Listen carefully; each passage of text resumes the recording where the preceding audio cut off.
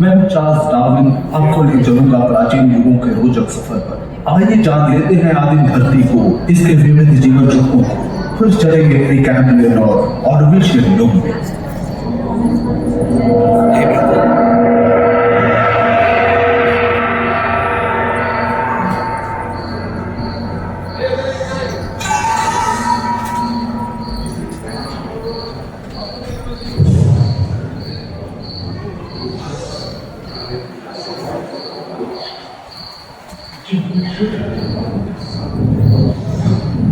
कहते हैं कि 460 करोड़ वर्ष पहले प्रचंड धूल के बवंडर से हमारे सौर जगत का जन्म हुआ। धीरे धीरे पृथ्वी शीतल होने लगी, बहुत सारे गैस बाहर निकलने लगे और पृथ्वी के चारों ओर वायुमंडल के रूप में छा गए। इन गैसों ने बिजली की कड़क और बादलों की गरज से मिलकर एमाइनो एसिड का निर्माण किया। प्राय 350 करोड़ वर्ष पहले प्रथम एक कोशिकी जीव की रचना हुई। लगभग 280 करोड़ वर्ष पहले स्टोमैटोफाइट ने प्रकाश संश्लेषण के द्वारा वायुमंडल में ऑक्सीजन वायुमंडल में ऑक्सीजन के स्तर में निरंतर वृद्धि से 120 करोड़ वर्ष पहले एक से अधिक न्यूक्लियस वाले बहुकोशिकीय जीव का जन्म हुआ। इस क्रमिक विकास से platform, jellyfish, starfish, naughty Lawrence का साइज आता है। उसका नाम है डार्विन।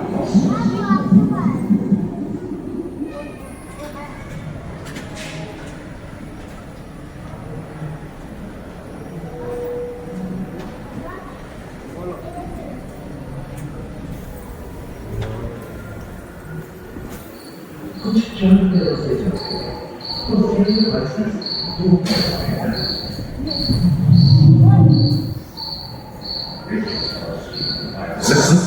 करोड़ वर्ष पहले धरती पर पेड़ पौधों का जन्म हुआ, जो बढ़ते गए, बढ़ते गए और घने जंगलों में बदल गए। घूम, मकड़े आदि पंखहीन पतंग एवं एक थियोस्टेगा जैसे उभयचर प्राणियों का आविर्भाव हुआ। सरीसृप जैसे स्तनपायी डायनेट्रोडॉन प्रकट हुए, जिसकी पीठ पर नौका के पाल की तरह एक अंग था जो ताप को नियंत्रित रखने में मदद करता है। सरीसृप की तरह ही एक अन्य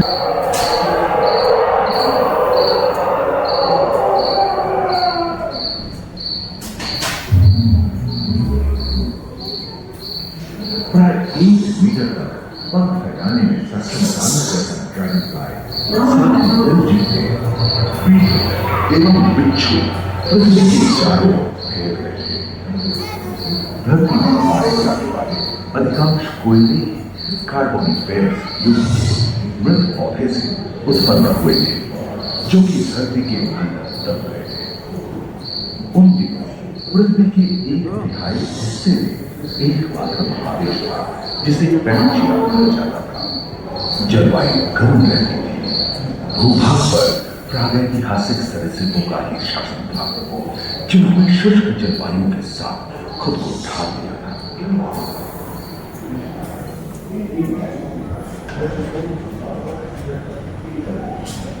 करीब 5 मीटर लंबे पंख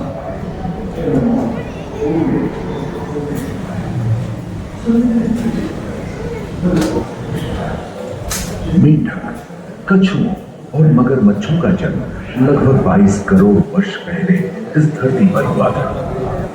प्रथम स्तनपायी जीव मेगाज़ोस्ट्रोडॉन चूहे जैसे आकार का था।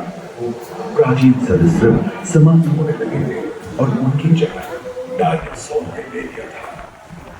ये घटना प्राय 20 करोड़ वर्ष पहले घटी थी। डायनासोर विभिन्न आकार एवं भाग के थे और धरती के कोने कोने में फैल गए थे एवं जलवायु के अनुकूल खुद को ढाल दिया था। इनमें से कुछ तो गिलहरी की तरह हल्के फुल्के थे और कुछ 15 पूर्ण वयस्क हाथियों जितने भारी थे।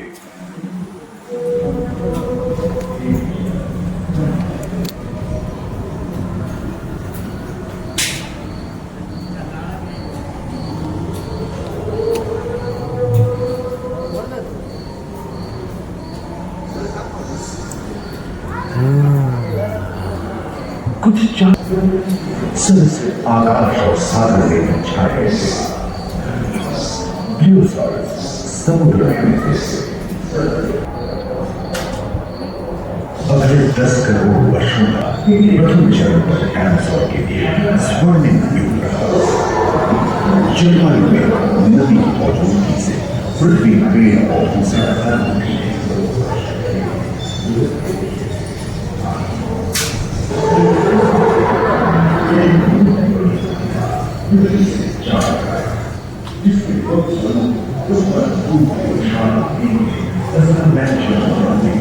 खंडित होने के कारण भारत एशिया की ओर खिसकने लगा।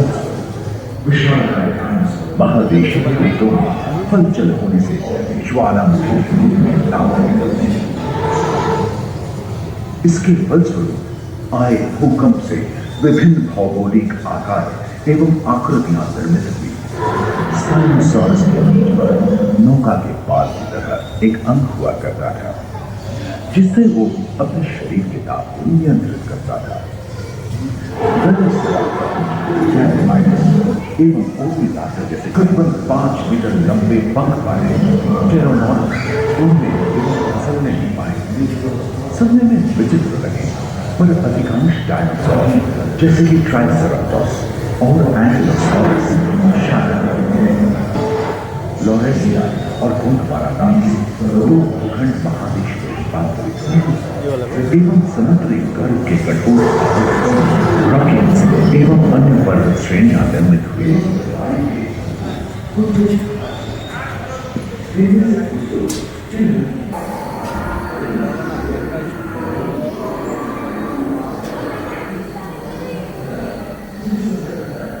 एकांत महादेश में जीव जंतुओं का विकास स्वतंत्र रूप से शुरू हुआ। सबसे पहले पुष्प वाले पौधे धरती पर विकसित हुए एवं परागण के लिए कीट पतंगों के साथ संपर्क स्थापित हुआ। वे तेजी से धरती पर बढ़ने लगे। इसी समय पहली बार धरती पर सांपों का जन्म हुआ। डायनासोर में सबसे भयंकर था टिरानोसॉरस रेक्स। भूस्थल पर इसका ही राज चलता था। यह प्राय 12 मीटर लंबा यानी 2 मंजिला मकान के आकार का था।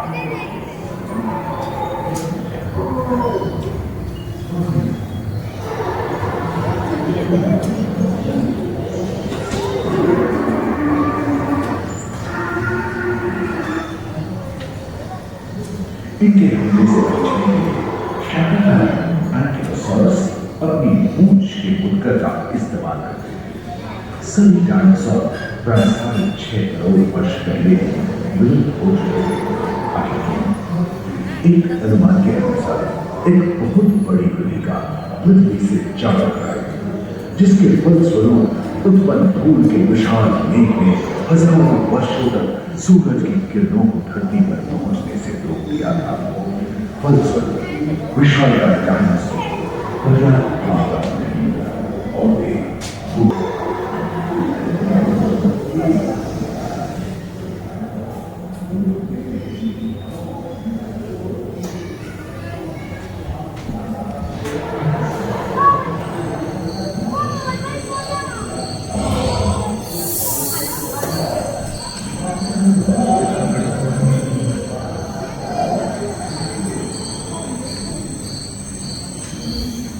डायनासोर के विलुप्त होने के बाद भूस्थल पर स्तनपायी प्राणियों का आधिपत्य शुरू हुआ।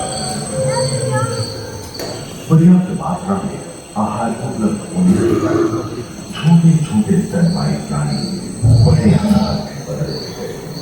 इसी तरह बड़े बड़े शाकाहारी एवं मांसाहारी स्तनपायी प्राणी धरती पर नजर आने लगे। विश्व के कई हिस्से जंगल से हरे भरे हो गए।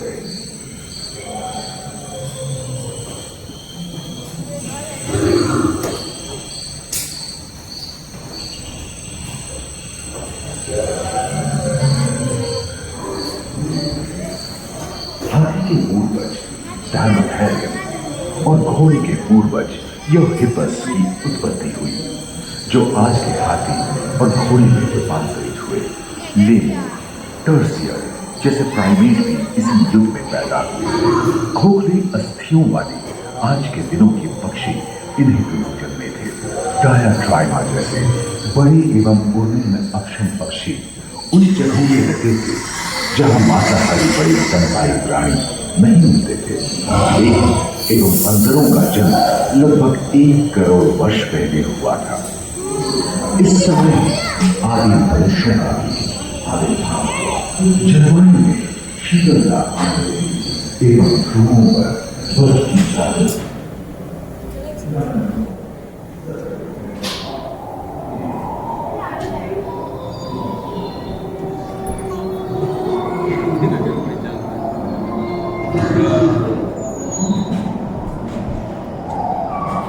पृथ्वी के लंबे इतिहास में झांके तो ऐसे कई मौके रहे हैं जब उत्तरी गोलार्ध के अधिकांश हिस्से बर्फ की चादरों से ढक गए थे, जो आइस एज के नाम से जाना जाता है। हम आज ऐसे ही एक आइस एज में रह रहे हैं जो 20 लाख वर्ष पहले शुरू हुआ था। रोईदार कैंडी, रोईदार स्तनपायी और कस्तूरी गायों ने अपने शरीर के रोमों की सहायता से शीतल जलवायु के साथ तालमेल बैठा लिया था। पुष्ट गुंबद आकार के फूलनुमा ग्लाइकोडोन जैसे विशाल आर्madillo भी उन दिनों मौजूद थे। सिर जूट वाले बाल और विशाल सिंह वाले कीड़े जंगल के सामने से गुजर करते थे। संभवतः सामने दांत से मांस को चीरने फाड़ने में हुई बच्चों के कारण यह समय के साथ विलुप्त हो गए। वही दांत आकार के हीरे हिंसक जानवरों से बचने के लिए तेजी से नहीं भाग सकते थे। फलस्वरूप वे ओझल हो गए। इस समय से ही आधुनिक मानव का क्रमिक विकास शुरू हुआ और विशालकाय स्तनपायी प्राणी धीरे धीरे विलुप्त होने लगी।